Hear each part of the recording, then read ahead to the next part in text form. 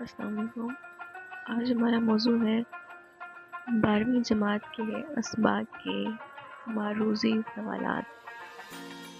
سبق مناقب عمر بن عبدالعزیز کے مصنف کون ہیں؟ علامہ شبلی نعمانی۔ سیرت العمرین کے مصنف ہیں علامہ ابن جوزی۔ علامہ شبلی نعمانی نے حضرت عمر کی سیرت پر کون سی کتاب لکھی؟ الفاروق۔ علامہ ابن جوزی تھے محدث۔ علامہ ابن جوزی کی وجہ شہرت ہے، مشہور محدث ہے۔ علامہ ابن جوزی نے کون سی کتاب لکھی تھی؟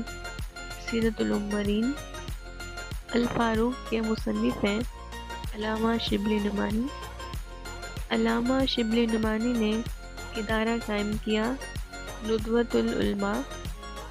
مناقب عمر بن عبدالعزیز علامہ شبلی نعمانی کی کس کتاب سے لیا گیا ہے؟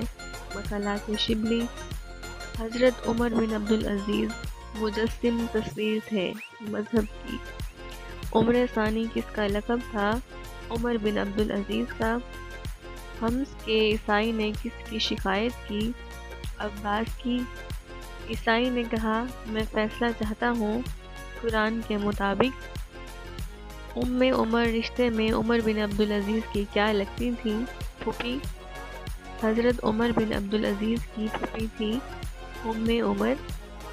حضرت عمر بن عبدالعزیز کے غلام کا نام کیا تھا؟ مزاحم۔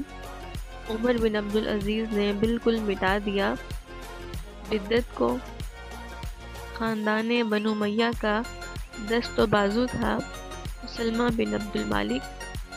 عمر بن عبدالعزیز نے مقبرے کے لیے کس سے زمین خریدی؟ عیسائی سے۔ وصیت کے لیے مسلمہ نے عمر بن عبدالعزیز کو رقم دینا چاہی 1,00,000 دینار۔ حضرت عمر بن عبدالعزیز نے جب وفات پائی تو کتنے دینار چھوڑے؟ 17 دینار۔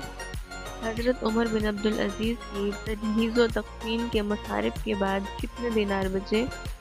10 دینار۔